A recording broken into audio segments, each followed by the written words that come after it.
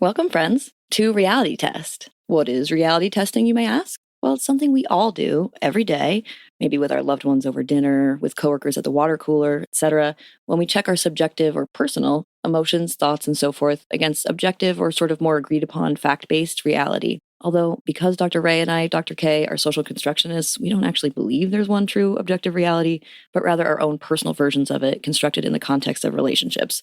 But you get the idea. So here in Reality Test, we're going to be testing the castmate realities and the producer antics of our favorite reality TV shows against what we know as licensed psychologists about the reality out here, off of our TVs. We hope you'll join us as we attempt to reality test.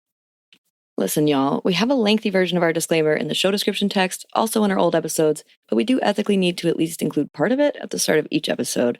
So here's our briefest version of the disclaimer. If you've heard it before, you can skip ahead 30 seconds, or for the old episodes, 2 minutes. So although we're licensed psychologists, psychotherapists, supervisors in the context of our professional roles, we are not acting as therapists in the context of this pod, neither for you nor for the reality castmates we discuss. We will give our opinions as our whole human selves, albeit supported by our psychological knowledge, and we will talk about diagnoses rather than assigning them, as we cannot ethically assign diagnoses without formal psych assessment.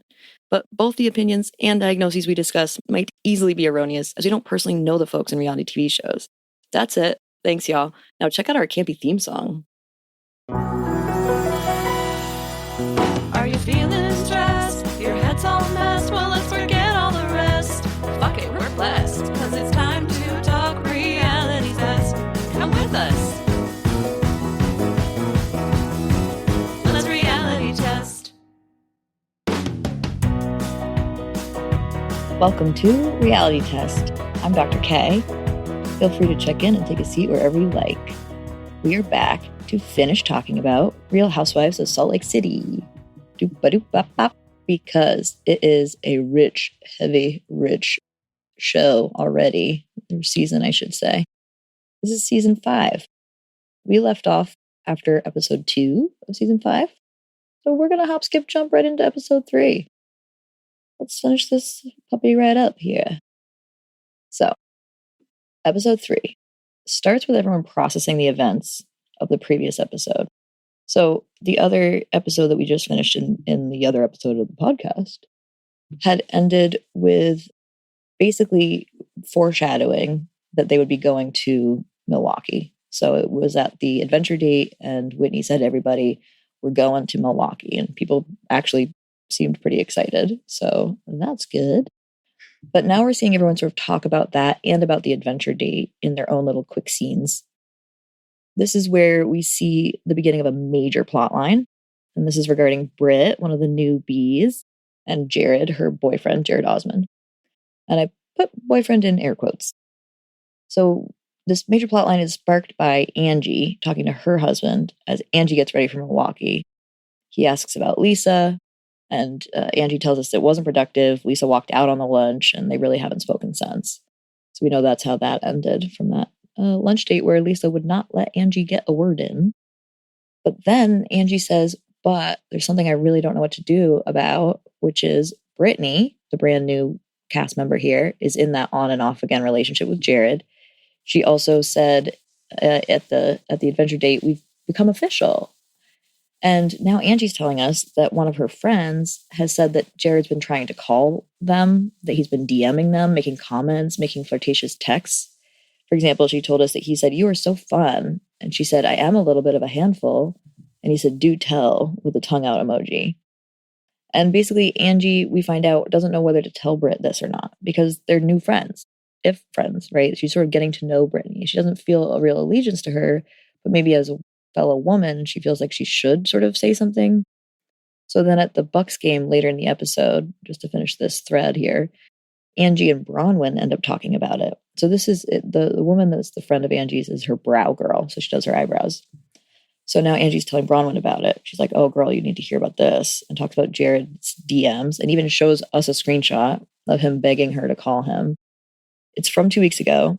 It also, he told this friend that he's not together with Brittany, and that he was hurt after their relationship and is looking for a new one, but that she hadn't wasted any time dating new people either. and that they're both on dating sites. Blah, blah, blah. So he's sort of saying all the right things to help this person see that, like, he's ready now. He's already ready. He's not, oh, no big deal. Brittany's a nobody to me. He literally said, me and Britt are not together in the text that we see. So Angie kind of decides to tell Brittany, but mostly just because she's talking loudly about it right behind Brittany's back at the Bucks game. And Brittany turns around and sort of says, are you talking about me? And Bronwyn tries to hedge and sort of buy some time. And she's like, what? But Angie right away says, basically, yes. So she tells Brittany what she just told us and told Bronwyn. And Brittany says, I'll be right back. And then she leaves, clearly feeling embarrassed. Meredith goes off with her. Lisa and Angie and so forth, they all keep trying to really encourage Britt to find herself more before going back into this relationship. It becomes a really big, like, coaching thing where everyone's trying to, like, coach her out of it. Meredith to us in a testimonial says, it sounds like maybe he breaks up with her when he wants to sleep with someone else. Right? Does kind of sound like that. That is tough. So she says to Brittany, maybe you need to take a little time for yourself, reassess, think about what's important to you, and see what it's like to date someone else. It's actually pretty sweet advice. So, yeah, that is where that plotline really ends amongst these 5 episodes. After the start of that, which is at the beginning of episode 3, we just see the Angie and her husband part. We haven't seen the rest of that yet, but figured I'd finish up the plot line. We go back to the Bronwyn plot line about being hurt by Lisa. Now, remember that at the end of the meal where she felt hurt by Lisa not defending her, she basically didn't give any indication she was upset with Lisa.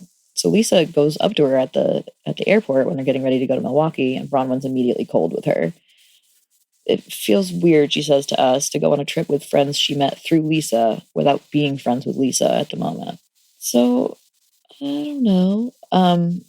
She ends up sort of talking about Lisa behind her back.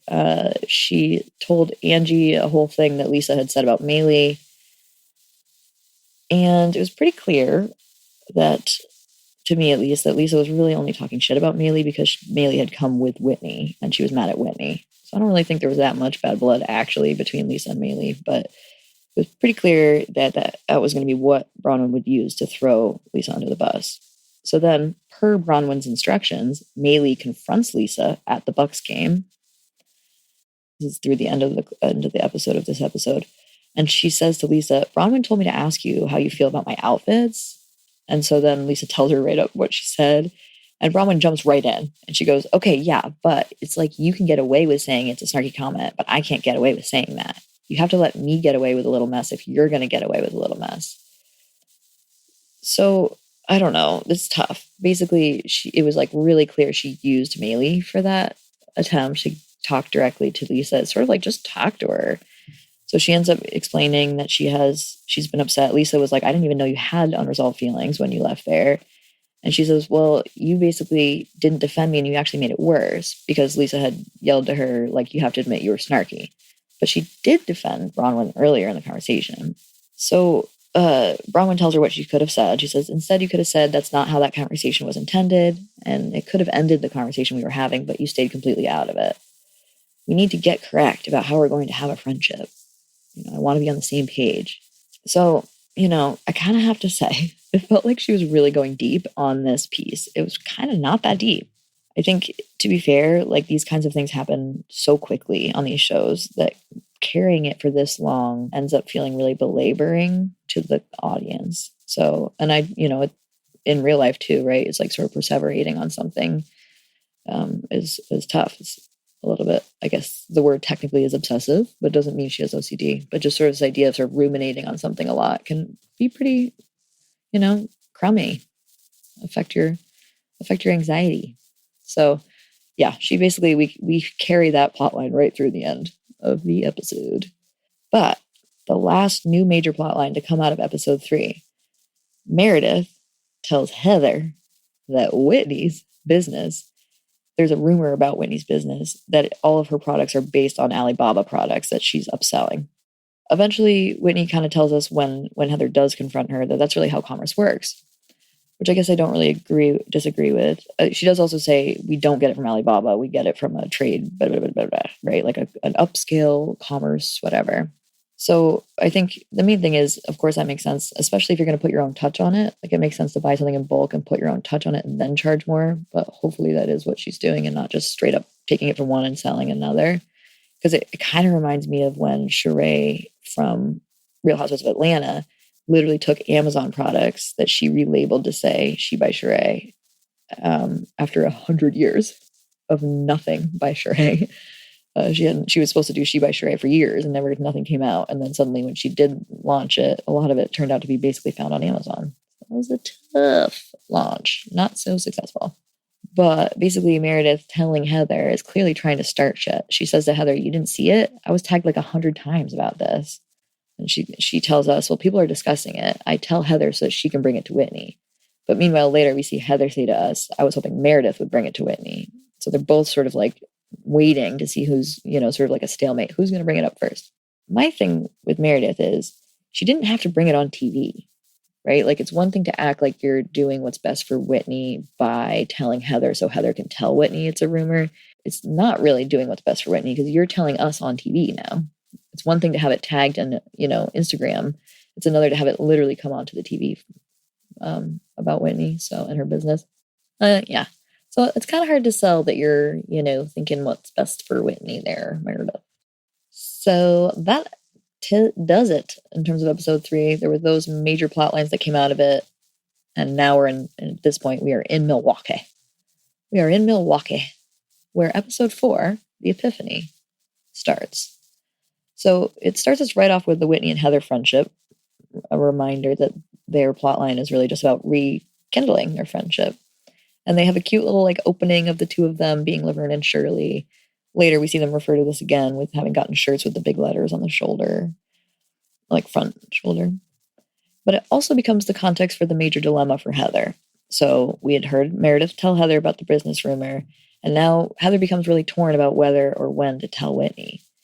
Basically, they're there because it was Whitney's trip and it was her idea, and you wouldn't really want to tell her on her own trip, make her feel insecure about her business and whatever on her own trip. But you also don't want her to later find out you've known this the whole time. So it's kind of a tough situation to be in. I actually understand why it was a dilemma for Heather. But she does eventually tell Whitney when they're alone in the beer cave, which means that all of the rest of, or at least most of the women are behind them, getting a tour, and they're going to come back. It's supposed to be a fun time, and now it's suddenly really serious. She tells Whitney. Whitney gets a little bit defensive, and then she asks Whitney to promise that you're not going to say anything in the Sprinter van. Like, please don't say anything in the Sprinter van. After it, sure, but please not in the van. And then sure enough, Whitney totally does bring it up in the Sprinter van. And when she does, she specifically says everyone has been talking about it. And she says it several times with no one correcting her. When from our perspective, it's pretty clear it was just Lisa, Meredith, and Heather. And in fact, we didn't even really know Lisa was involved until she starts to try to jump in to the conversation in the Sprinter van on the way to the Harley-Davidson dinner later. So Whitney will bring this up a second time. That time, Lisa will be there and she jumps in. So we'll come back to that specific version, or that time that it's brought up. I want to say just another note. So something I wish people knew more about. There's 2 things, but one of them is this point right here. When Whitney said, everyone's been talking about it. Everyone knows. Everyone thinks this. That's actually a pretty common trauma reaction. So one of the core beliefs that can come out of trauma, especially ones that have become public, any sort of public awareness about a trauma that's happened, people tend to generalize the idea that everybody knows. They're just on high alert, hypervigilance for everybody knowing what you've been through, especially given that they're on TV and everyone does know a lot of their stuff. It makes sense that pretty much any sort of trauma reaction any of these women have about basically any trauma is going to be amplified to the extent of thinking everyone knows about it because they're on TV. So, yeah, I mean, in this case, it seemed like she was wrong, that not everyone had been talking about it. No one corrected her. So maybe she wasn't wrong. But to us, it seems like she's wrong about that. And so in my mind, I'm thinking it's probably a trauma reaction. I think I could also see it being like a safety thing to assume everybody knows. And this includes as the trauma reaction, how it came up as a trauma reaction in the world, because it can be safe to assume everyone knows instead of being caught later, sort of like finding out someone had known all along that you didn't think did. So, all right. This little moment happens where Whitney and Angie try to get Meredith on their side against Lisa, even though Meredith has been trying to rekindle her friendship with Lisa as well.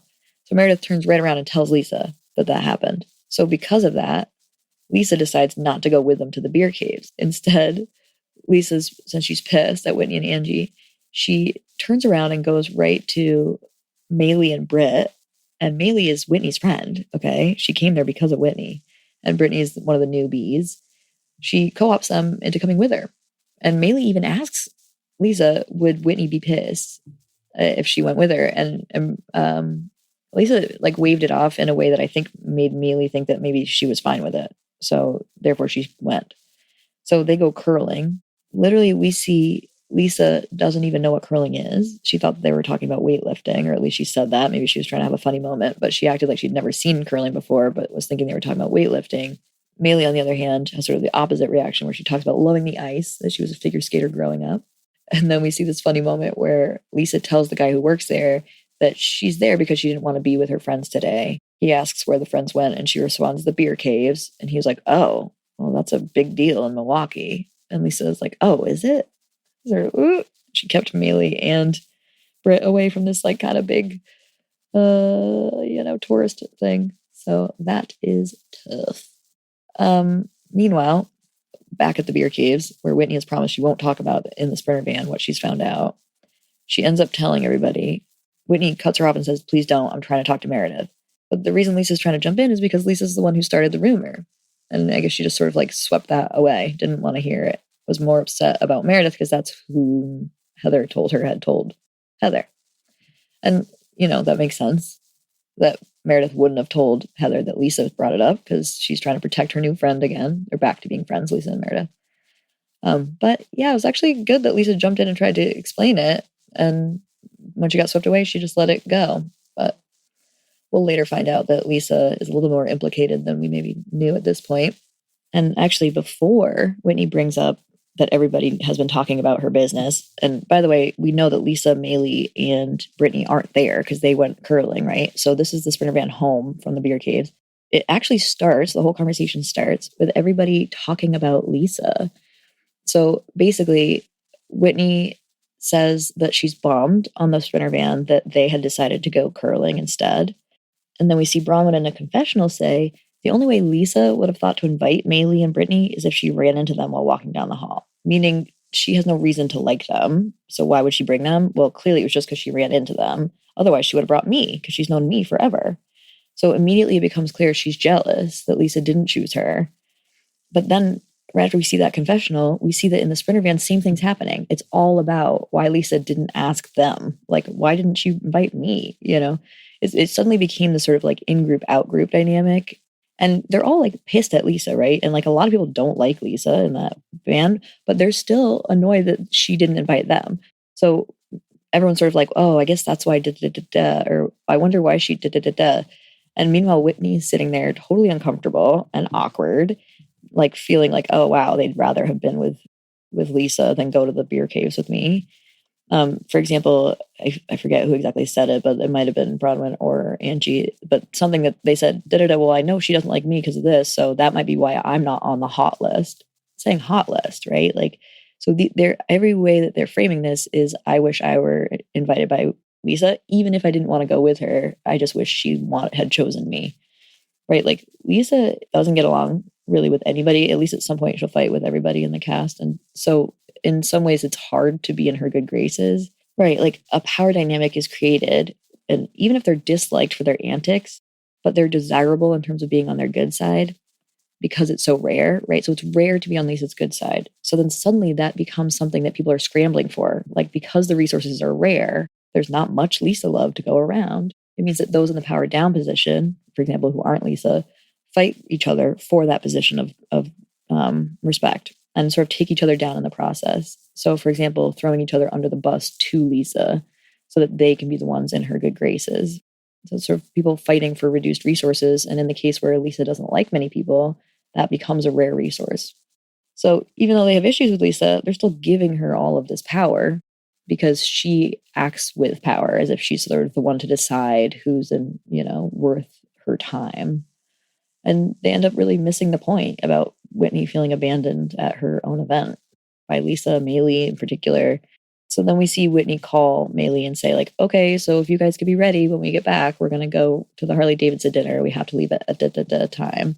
She also tells Maylee and voices her opinion. She sort of says, like, I was bummed that happened. And Maylee explains, like, oh, I did ask her, like, what the deal was, And so Whitney was like, okay, it's fine. And also make sure you guys are ready. So we see them get back, and then suddenly we're really all just going again to Harley Davidson dinner. So this is where they're going to the Harley Davidson factory, I suppose. And they're in the Sprinter van again. Okay. And again, we're going to see Whitney bring up the rumor about her business. So this time she's bringing it up in front of also Lisa, right? So people are like, Whitney brings it up, right? But then people kind of like go after her in the Sprinter van. For example, this is where we see a little bit of Lisa coming into play. So like Lisa jumps in and says, well, hey, like I'm part of what happened there about the rumor. And Whitney just blows past it, not realizing that Lisa's trying to explain to her, that she was a part of it. And Whitney doesn't want to hear it. She just believes it's just Meredith, which makes sense because that's all that Heather knew. Because Meredith told Heather. She didn't say Lisa told Meredith. So suddenly Lisa was getting a pass because Meredith was protecting her found friend. But when Lisa tries to explain that, Whitney says, no, go, like, stop what you're doing. I don't want to talk to you. I'm trying to talk to Meredith alone. And then suddenly sort of everyone is kind of going off on her. So at this point, I had a segment on something we've mentioned before, because we've mentioned people going off on the host, like sort of like yelling or screaming at whoever's hosting the event. This happened with Brynn on Real Housewives of New York City. So there's some sort of interesting trend here where the person throwing the event ends up being the victim of like a group think or like a group targeting. And I don't know if that's connected or if it just happens that these two women, Brynn and Whitney, are easy targets because they're a little bit younger acting. And so then everyone kind of targets them, or they both also, by the way, both have trauma, quite a bit of childhood trauma. And as we know with childhood trauma, there can be a number of strategies developed to try to be able to keep friendships. And yet those friendships can then, or like that, those strategies can actually end up pushing people away unintentionally. It's called the central relational paradox, where we are desiring so strongly for relationships, but also fearing getting hurt, that actually some of the strategies we think are meant to help us gain that connection are actually trying to keep people at bay so that we don't become too vulnerable and abandoned again. So some of those strategies probably come up with both Brynn and Whitney, given their childhoods and the trauma. So that could be relevant. But the main thing is, it just sucks that they're hosting something and they become the target of a group, scream sesh. So yeah, that's the part about Whitney's rumor coming back up. Lisa and Angie also start fighting. This is at the dinner. So Angie was telling us about how she's given up time with her family and her daughter to spend time with Lisa on the phone. She brings that up at the dinner. Lisa then calls Angie out for being on the phone all the time and ends up saying, you know what you do? You end up saying, I have to go. I have to talk to Elektra, as if to say, like, you use your daughter to get away from me and you're not actually interested in how Elektra's doing. And it really upset Angie for honestly good reasons, because it's sort of like the low blow, right? Bringing in somebody's kids. They try to really be good about not bringing in kids and on all of these franchises, frankly. And I think that's a fair line to draw. But Lisa brings up Elektra. So then Angie, like, just her whole demeanor changes, right? This is parent shaming, right? She's saying, like, you don't care that much for your daughter. You're just using her. So if we fast forward into episode 5, we then see Mary and Angie in a hip hop class, and Angie starts telling Mary about it. Again, it sort of says, like, Lisa was hurtful about that. Like, I'm here for my daughter because my mom wasn't there for me. It's a really touching sort of thing about intergenerational trauma. She then tells Mary that Heather then sided with Lisa, which she didn't like. So then she told Heather, well, she needs her mother. Elektra needs her mother. I don't sit and let her be on her video games until 2 a.m., leaving the computer as her babysitter, which was shade sent to Lisa because Lisa's son does stay up late on his video games. So then, because that's something that Angie said about Lisa and Heather's on Lisa's side about Anoa this season, Heather then turns around and tells Lisa what Angie said about Lisa's parenting. And Lisa starts crying, actually. So it's quite a serious plotline. This is another thing. This was my other one that was something I wish people knew more about. parent shaming. It's just so unnecessary and problematic. They both parent shame each other. To be fair, Lisa parent shamed first in front of the whole group, saying that Angie uses her daughter to get out of conversations with Lisa, which, as Angie said, could be a lunch chat with Lisa that then goes until dinner, right? So she's maybe been on the phone with her or with Lisa for 8 hours, and then she's like, okay, I really do need to talk to my daughter. Maybe she really does need to check in with her at that point because it's been so long. So it inherently suggests, though, that Angie's not actually as there for her daughter as Angie is suggesting, and that's parent shaming. But then, yes, so is what Angie says about Lisa and saying, like, she uses the computer to babysit her son. Granted, Angie does say that in a more private context than Lisa did about Angie, but still it's parent shaming and quite judgy. So in addition to saying, I hope people know more about parent shaming, which is sort of like, let's all do our own thing. We don't know what it's like in that household, so it's not really fair to shame a parent for their decisions. But the other thing I would mention too is that this is yet again and also something we've mentioned before, because we're looking at a distinction between a boy mom and a girl mom. So we had talked about how boy mom as a phrase is sort of used pejoratively about moms of a son that tend to be, like, for example, like over attentive to their sons, maybe even like a romantic piece to it, sort of weirdly layered on top of it or whatever. In this case, I just mean boy mom, and to the extent that, like, she does have a son, and sons who play video games often stay up late playing video games. Video games are addictive. You just want to play one more round and just do a little bit better than last time. And So I really just want to say I actually get how that's something Lisa deals with, is her son playing video games. And it's something that most parents of sons deal with. And it's very understandable that they would get sucked into video games.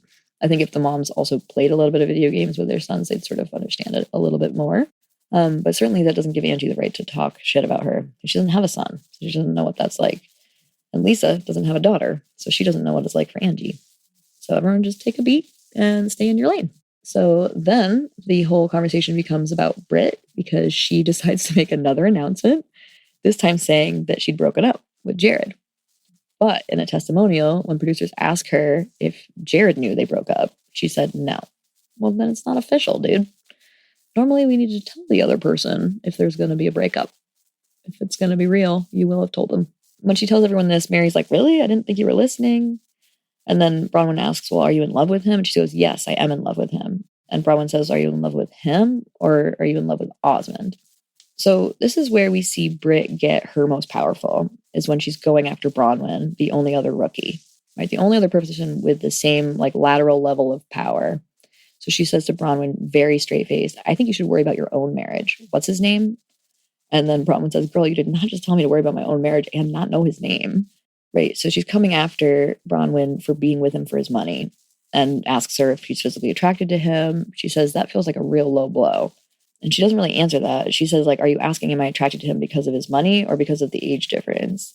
Because basically, if Brittany's asking her, are you physically attracted to him because she thinks she's not because of his money, then it's basically saying, like, you're only attracted to him for his money. You're not physically attracted to him. It's not a real relationship. It's based on money. Versus if she's saying it because of the age difference, are you attracted to him? She's also kind of low-key saying, could you even be sexually attracted to someone given the age difference, right? What does that mean in terms of being a fair question based on age? I don't know. It really, in either way, is really inappropriate and rude and none of her fucking business.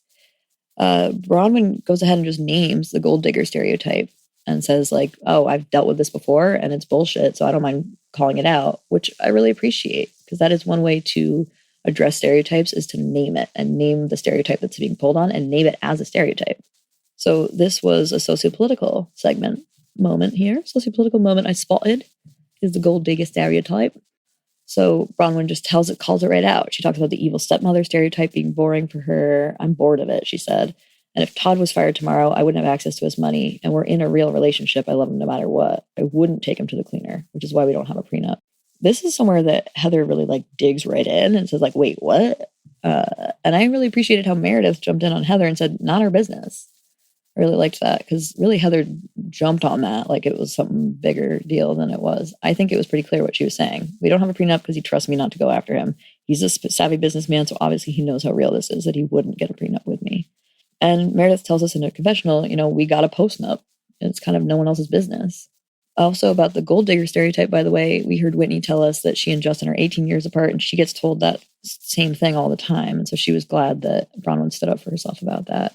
Really, like, Britt is a dick to Bronwyn. She, like, really went after her. It's the only person we've seen her do that with. Really the only person she feels like she could have power over, because they both started at the same time. So really seniority seems to be the power giver in this dynamic. Bronwyn is getting a lot of screen time. We see a lot of her in the confessionals and also her plot lines. So at last, very last here, we go into episode 5. So that ends, by the way, Harley Davidson dinner, people screaming. Blah, blah, blah. We go into episode 5, starting out with hearing the backstory of Gwen from Bronwyn. So Bronwyn's daughter's name is Gwen. And it turns out that while they were at the airport, Bronwyn showed Lisa a picture of Gwen's biological dad. And Lisa said, "Oh my God, I know him and his parents very well." So he had died. The bio dad died when Gwen was almost 2. His family, however, prior to Bronwyn even having Gwen, was shocked that Bronwyn was pregnant because they weren't married, and basically like talked to them both in the same night, but blamed Bronwyn entirely for why she was pregnant. They were not supportive. They kept him out of the picture of Gwen's life. And Bronwyn tells us that was a conversation that deeply hurt her, that it quickly turned to how awful and disgraced and shameful she was. And she admits that they would have preferred she'd gone abroad and had her baby and put it up for adoption. So Lisa said, "Did they directly tell you that?" And she said, "Yeah, basically." And then she also said she left there knowing she'd be doing it by herself. So we hear that backstory because we hear Bronwyn telling Lisa as a way of explaining the story behind the people that Lisa knows, which is her biological dad of her daughter and his family. We'll come back to that in just a second. We go from that conversation to now watching Whitney, Heather, and Brittany on the mountain. Right, they're skiing. We hear Brittany talk about Jared again, and she tells the other two, Heather and Whitney, "Lisa is too involved in my love life. I still love him."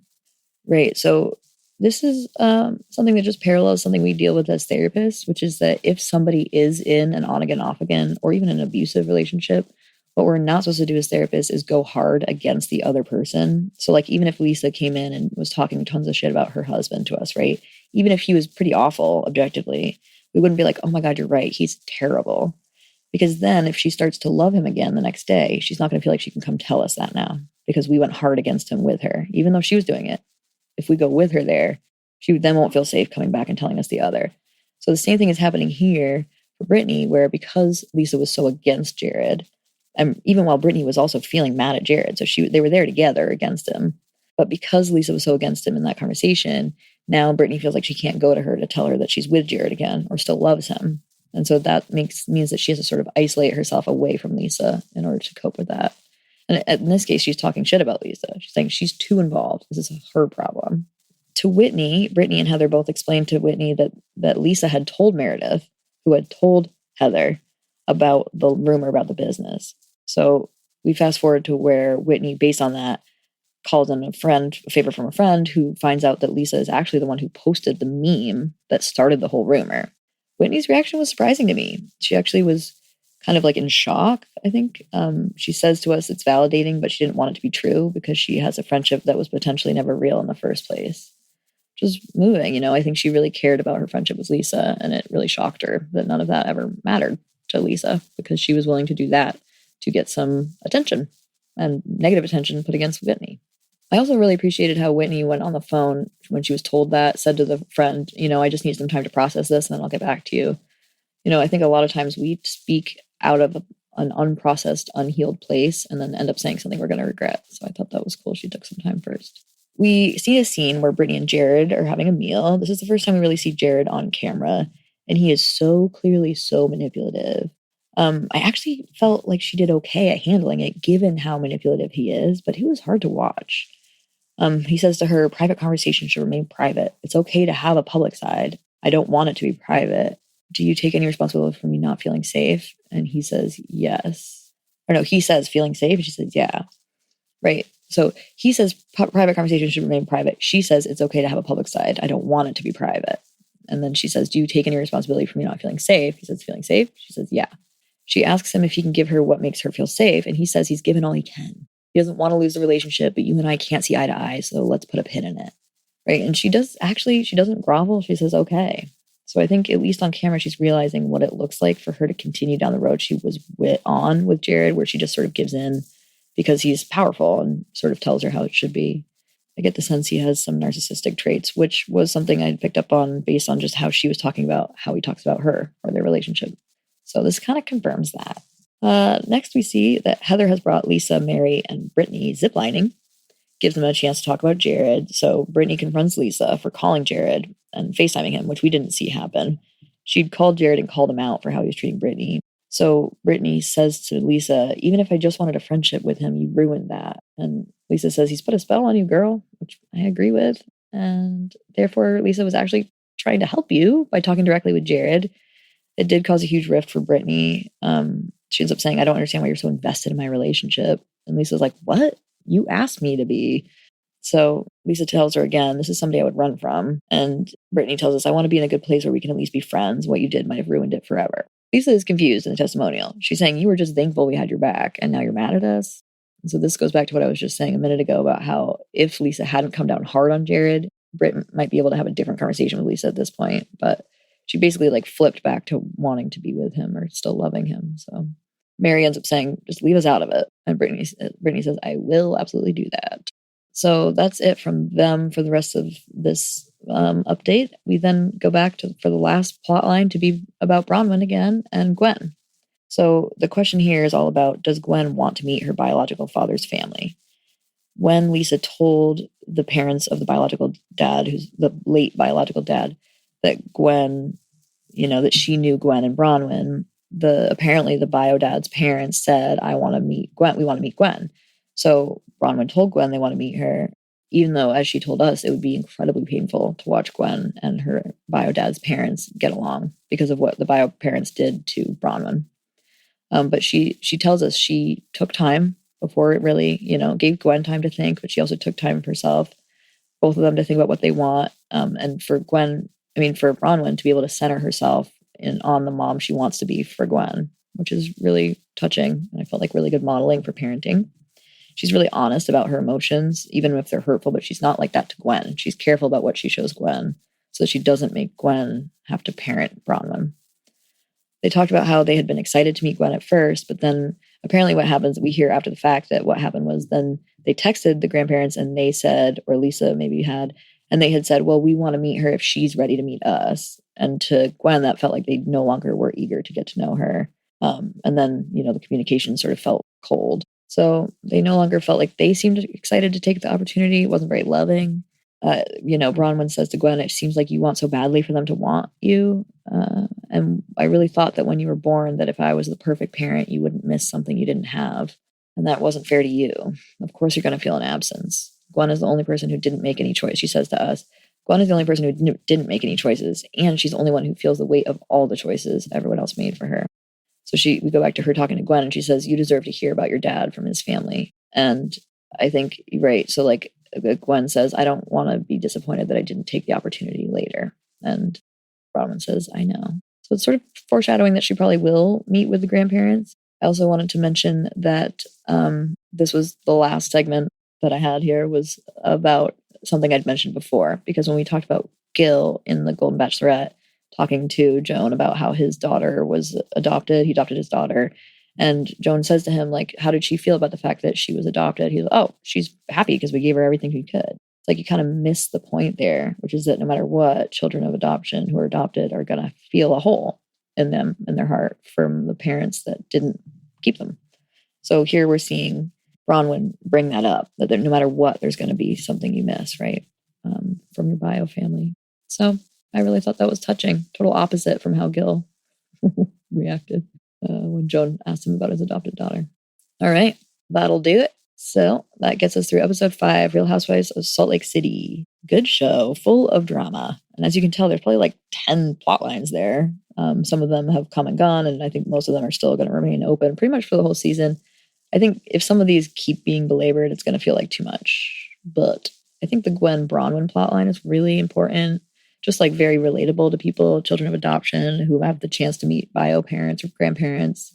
I think the Britt and Jared plotline is important because that's sort of the manipulative, emotionally abusive kind of partner that people can relate to having, or somebody with narcissistic traits, potentially.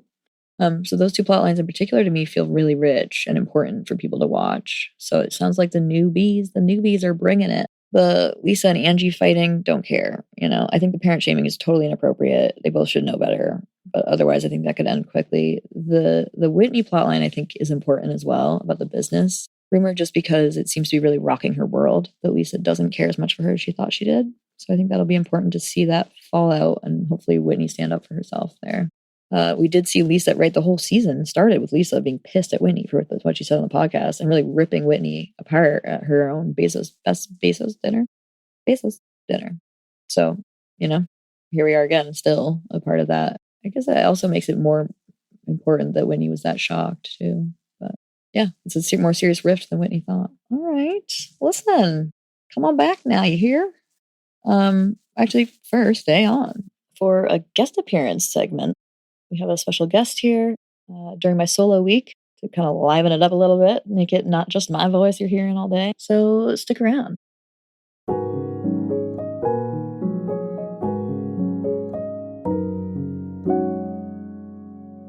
All right. Welcome, dear husband, back to Reality Test with your wife, Dr. K.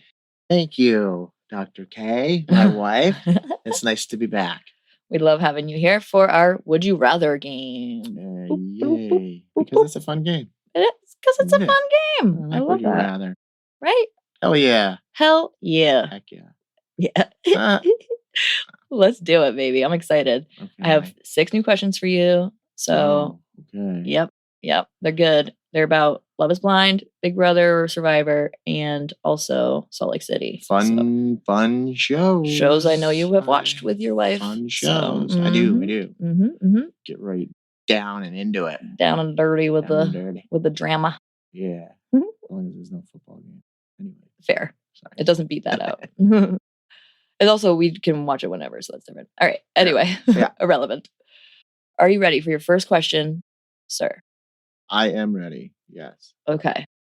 Would you rather wear a high fashion coat that someone mistakes for a costume to your face, or wear an old family fur coat that someone mistakes for 100 German shepherds behind your back?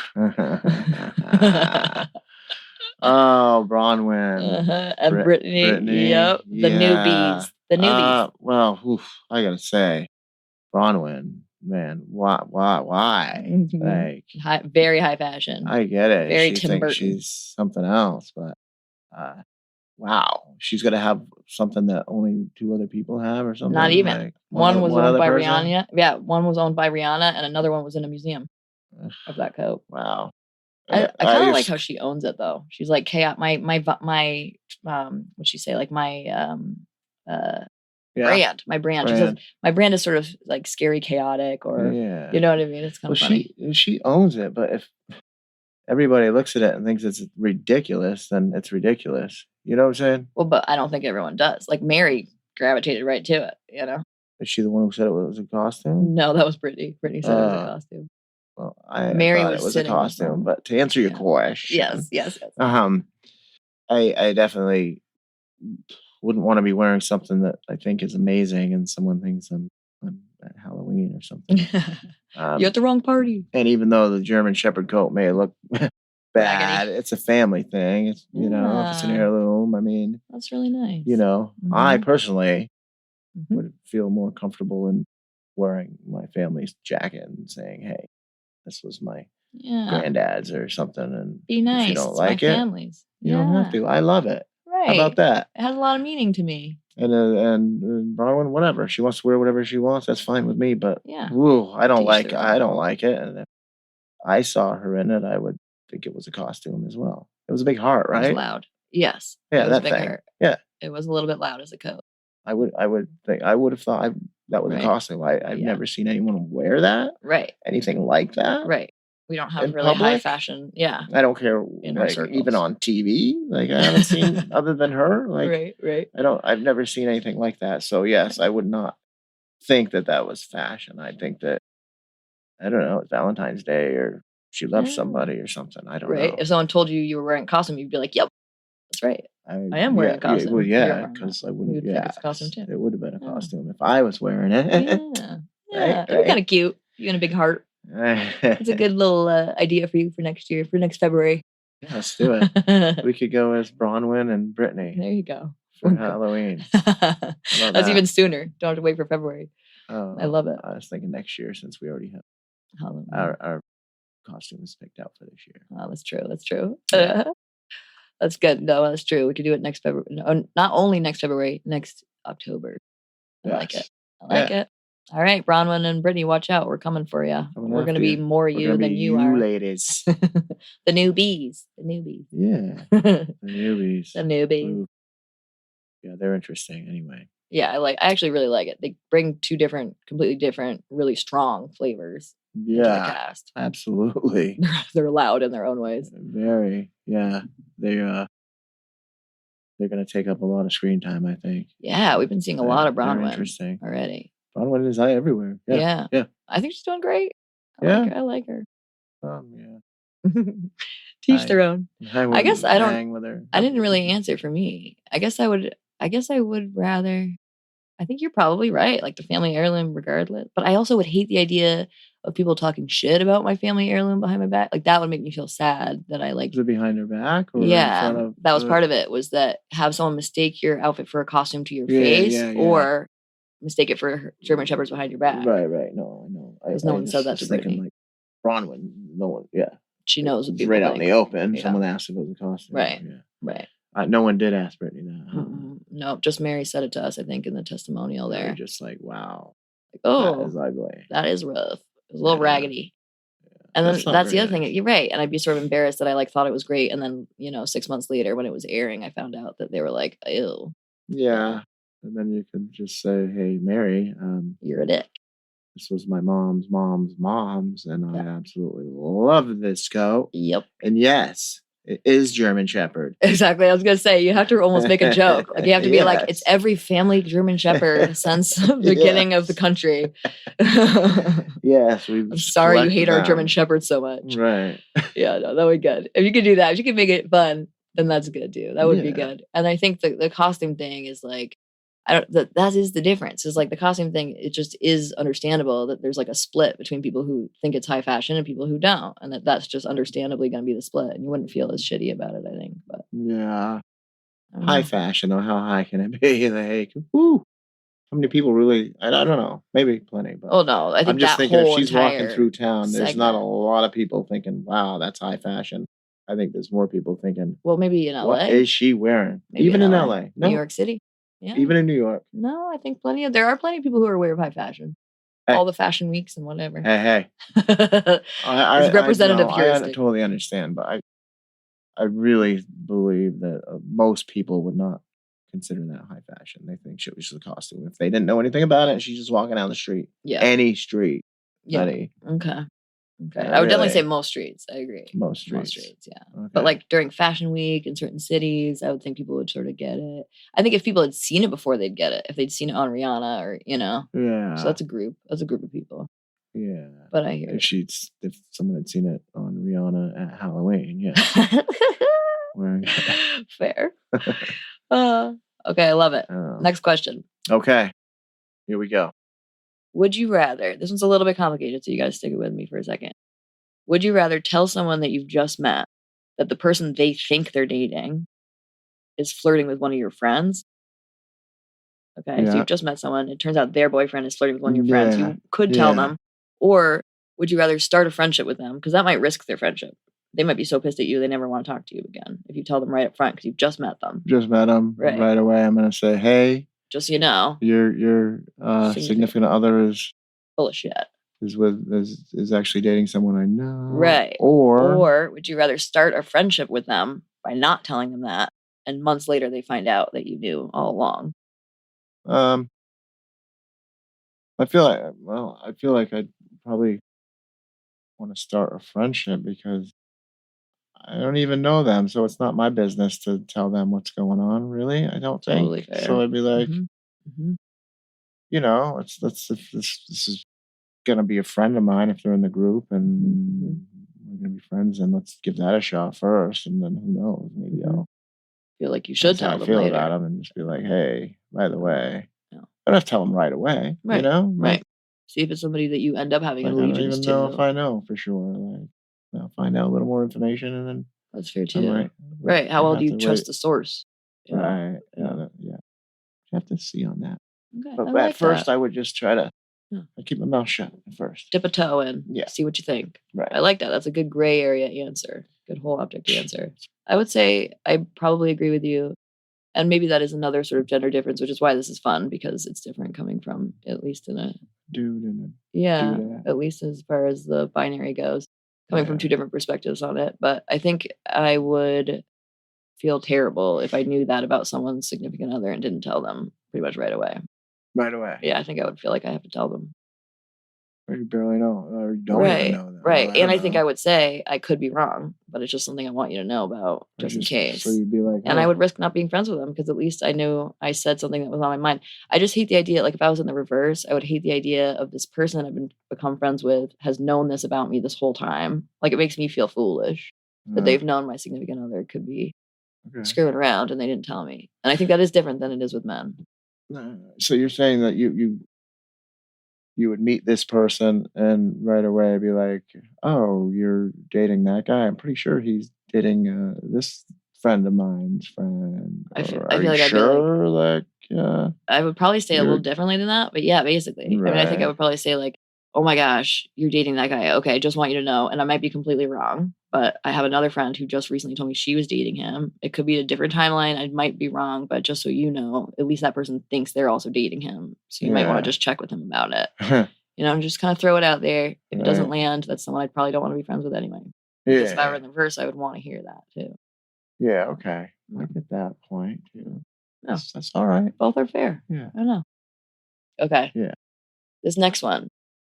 Would you rather find out the person that you blindly proposed to was shorter in stature than they said, or was shorter in terms of their tone than they seemed to be in the pod? So this is basically a Nick and Hannah question. Yeah. Would you rather find out after exactly Love is Blind? After you've proposed to each other, you're engaged. Would you rather find out that the other person is shorter than they said they were in terms of height, or that they were like short with you in terms of tone, like kind of snappy? So it's like, right? That's like Hannah or Nick. So you mean after we propose and we actually meet, then they're snappy? Is that what you mean? Right. They weren't snappy in the pods. They weren't snappy in the pods, no. Now they're real snappy and which would be worse? They're shorter? Yeah, because Nick turned out to be shorter than you. I don't care about that. Yeah. Okay, well, what if for you it was taller than, like the woman was taller than you, and it turned out she was wrong about that? Well, I mean, I still but rather know, like, the snappy part, the personality. I'd be more worried about that. Yeah, I mean, I can deal with. I don't know. Might be hard to have a significant other taller than me, but I'm actually fine with that. I feel like you have enough of a good, like, secure with yourself thing. You'd be fine with that. I'm not gonna be like, oh, this is never gonna work because you're an inch taller than me, or a foot taller. I mean, nah. Good. Good. But if you're gonna bicker at me or whatever you say constantly, like she does to him, then she's just sort of mean. A little rough. She's very mean. Yeah. I mean, I think at some degree of like standing up for yourself is fair, having a voice, but what she says can be pretty harmful. She puts him down. Yeah. She acts like it wasn't for her. He was a little child sitting down somewhere before she come around. And picked him up out of the ditch. He's become a human. I've turned you from a boy into a man. Yeah. Yeah. That is tough. That's a tough thing to say to somebody. She's really rough on him. Yeah, she is rough. I mean, the tough part is like even her brother feels like she can be quite rough. So gruff. So are her parents. Rough and gruff. Yep, true. Worried about her attitude too. That is tough. They're all afraid of her. Yeah, I guess she does kind of instill fear. But yeah, I'm actually impressed with Nick sort of just like sticking it out and calling it out. So maybe they will work out well. They both had a different kind of shortness than they told each other about. I don't know. I'm not sure that one's gonna pan out, but we'll see. We shall see. Next. Most of them don't, so sorry. Yeah, no, it's true. Love is Blind has a mixed bag. Yeah. Okay. Would you rather bring your best friend, so like your alliance and your final two? Yeah. My best friend? Oh, okay. Exactly that. Yeah. Alliance. We're going with alliances. Okay. We're in Big Brother or Big Brother or Survivor. Would you rather bring your best friend, who's also your alliance and your final two, to finale night and risk losing, or take a goat and guarantee the bigger check. So a goat is like somebody who doesn't deserve really to win. And so you guarantee your win if you bring them. And I understand what you're talking about. Right. Mackenzie, right? Mackenzie and Chelsea. I respect her, Mackenzie, for taking Chelsea. And because they did have an alliance, but she had alliances with other people as well. Like, I respect that, but I thought it was wrong. Like, yeah, you thought she shouldn't have taken Chelsea. There's no way you can win. Well, there is a way, but you will. What was the other guy's name? Cam or something? Yeah, Cam. Yeah, you will beat him easily. Both of you will. Yeah, there's no doubt. Totally. Very respectful, and she did the right thing. I don't know. Right. Jeez. Right. I don't know. It is kind of like honor. $50,000 is pretty good money. Yeah. It's kind of like how much are you willing to lose for your honor? And it's not a guarantee lose anyway. You might win against But the thing is, with these games, it's a game. And honor, I don't know. Like, you people lie all the time. Like, I would still go back and be like, man, I'm sorry, but you know, if I brought you, I'm giving you, instead of putting $750,000 in my account, I'm putting it in yours, all because we met 4 weeks ago and we said we'd do this. Yeah. And we're besties all of a sudden. Like, I'm sorry, but if it was someone I'd known forever, you might get a different story. You went in with your story. Exactly, but this, you're not that loyal to them. I mean, right. They go the whole summer your not word's being loyal huge, to each other. and I get that completely, but in a situation like this, it's a lot of money for someone you've only known for a few weeks. Seriously.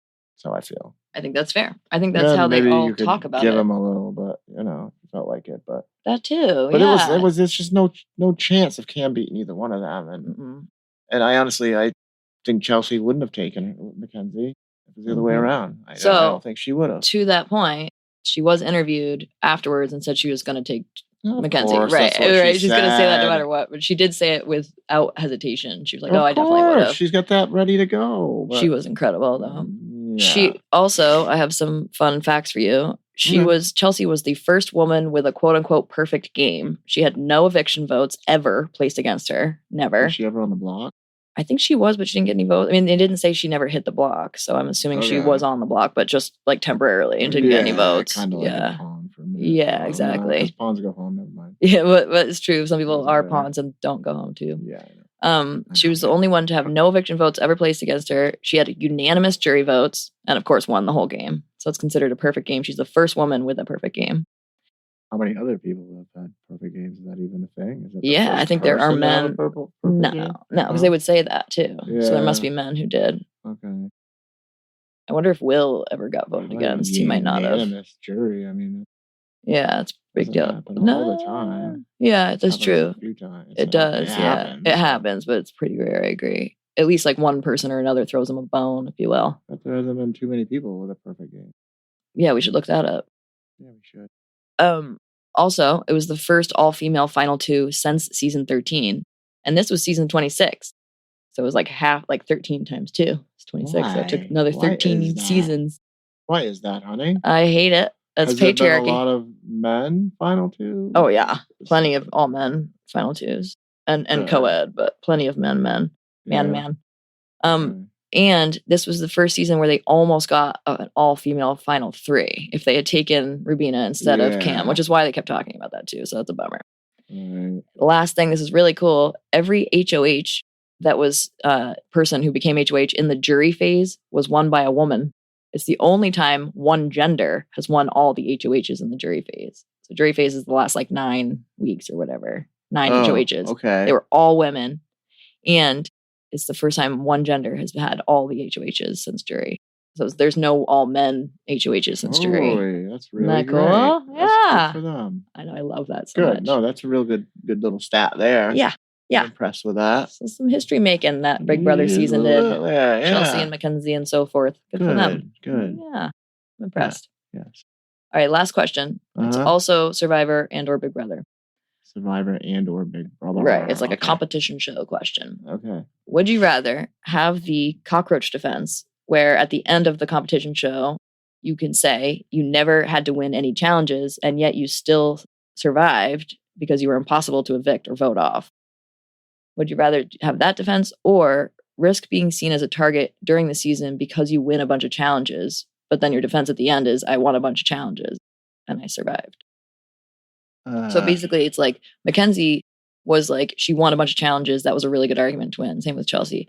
Cam had the argument, I never won a challenge, but I didn't need to. I still survived. Like, I'm a cockroach. You can't kill me. Yeah. Yeah. And the risk of being like Mackenzie is that people see you as a threat during the season. Maybe you get kicked off. Right. Well, if you're a threat and they can't get you out, good for you. Right. That's the whole cockroach thing. I mean, you can't go to the jury and be like, I mean, the interesting thing is you could, if you spun the right story, you could really make that look strategic. You know, it's like, I knew I had to use this person this way and this person this way to not get put on the block and not have to win a challenge. And like, I threw every challenge just in case so that at the end I'd be able to beat everybody and they wouldn't know what was coming. I just happened to lose it. Yeah. Well, that's a different story. Right. If you could have actually won a few and then you come on strong at the end and win the last 3 or 4 to just that would be that's really different. Cool. Then you can we have say yet to that. See that. Then you can say, well, I didn't really want to win early. I didn't want you see me as a threat. To get me out of here. I waited till it was my time and took put over. Pedal to the metal. That's different. That'd be impressive. You said that hasn't happened though. I don't think that exact thing, not to a perfect sense. Yeah. No one that we know has purposely thrown it all season until the end and then blown past everybody. Right. There have been people who have won a challenge at the end just by chance that they hadn't won before. Right. But because Cam, like, really, if he had won any of those last challenges, really could have had a good argument. And he also said that. He was like, I really have to win now so I can say I won when I had to. Yeah. But he didn't. He still didn't win. Yeah. But he had won a veto or something because he won in something that Tucker didn't. And then Tucker ended up going home that week because he didn't win the veto. I thought he didn't win anything. Well, maybe he was. He won one thing. Yeah, I think they meant like he hasn't won shit, like no HOHs. You know, he hasn't had blood. He hasn't had blood on his hands. Yeah, we can swear. Okay, shit. No, that's great. I bit my tongue a few times there. And then I wasn't thinking about it, but yes, I hear you. Swear. Well, it's very polite anyway. Occasionally, I hear you swear while doing this. Yeah, every now and then. We mark that it's explicit just in case. You and Dr. Ray a little bit. Dr. Ray. We throw an expletive here and there. Add a little zhuzh. Yeah. A little je sais quoi. I like it. Well, thank you so much, dearest husband of mine. That was the last question. Well, you're welcome. That was pretty quick. I know. I think I had fewer questions this time. Yeah. They're good ones, right? They're good questions. Yeah. They're good questions. And the answers were iffy, but no, the answers were good. I enjoyed it anyway. I like that we have to sort of think about how gender intersects with our answers too. That was fun. That adds a good flavor to it. That was not intentional. All right. Thank you for interrupting your evening to come chit chat with me. And anytime. I will be chit chatting with you again shortly. Watch some more reality TV. Hey, let's do it. Plenty of things to watch. Right. All right. All right. Thank you. Thank you for having me. Thank you to your husband. And thank you all. We will see you next session.